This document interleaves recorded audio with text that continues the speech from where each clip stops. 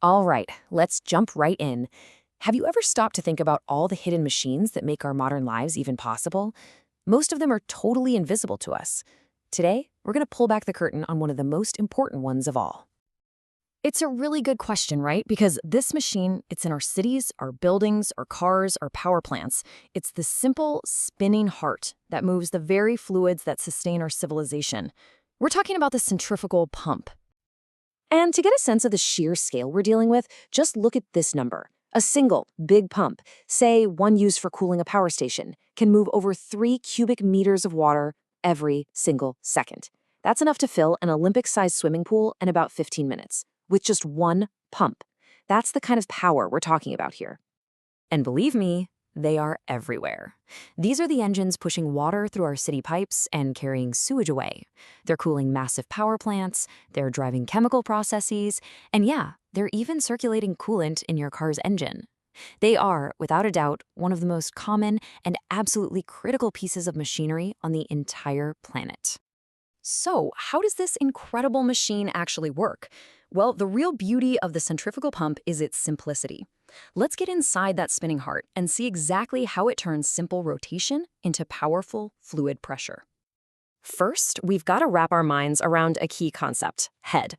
Now, in the world of pumps, head is just how we measure the energy a pump adds to a fluid. The easiest way to think about it is this. Head is the height that a pump could literally shoot a column of that fluid straight up into the air. It's a really direct, practical way to think about a pump's power. The whole thing is like a beautiful 3-step dance of energy. First, the fluid gets pulled into the center, or the eye, of a spinning part called an impeller. Second, the impeller's curved blades catch that fluid and just sling it outwards at incredible speed. This gives the fluid a ton of kinetic energy. You know, the energy of motion. And finally, that fast-moving fluid flies off the impeller and into a special snail-shaped casing called a volute. The volute gets wider and wider, which forces the fluid to slow down. And all that kinetic energy, it has to go somewhere, so it converts directly into potential energy, which we feel as pressure. So really, it all just boils down to this elegant 2-part job.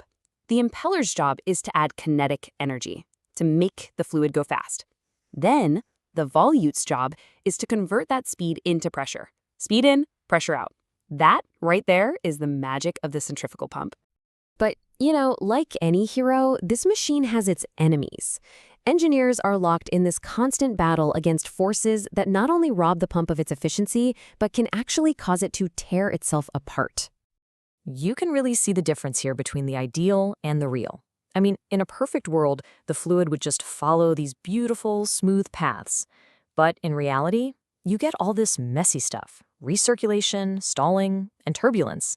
It's just chaotic flow that creates friction and wastes a ton of energy as heat, which of course makes the pump way less efficient.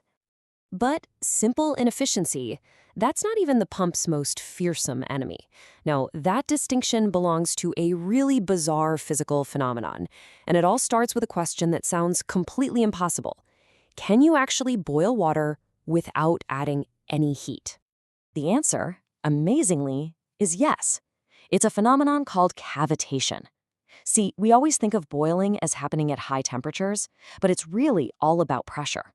If you can lower the pressure on a liquid enough, it'll start to boil and form little vapor bubbles, even if it's just at room temperature.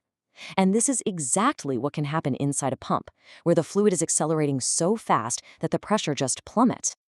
And this is where it gets really, really destructive. The life of one of these little bubbles is incredibly short and violent.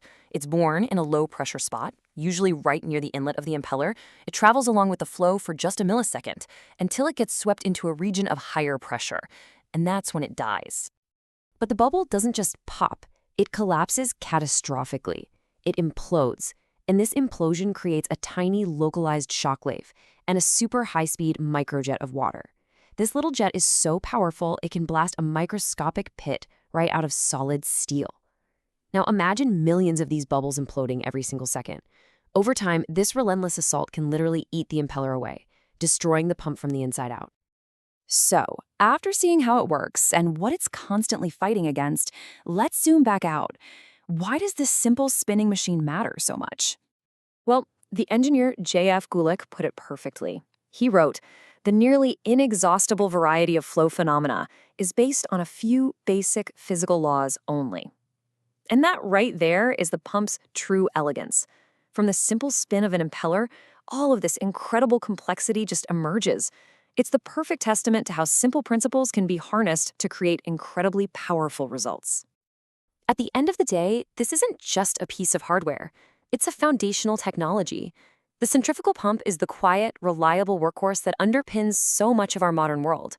It is a true, powerful, unsung hero of engineering.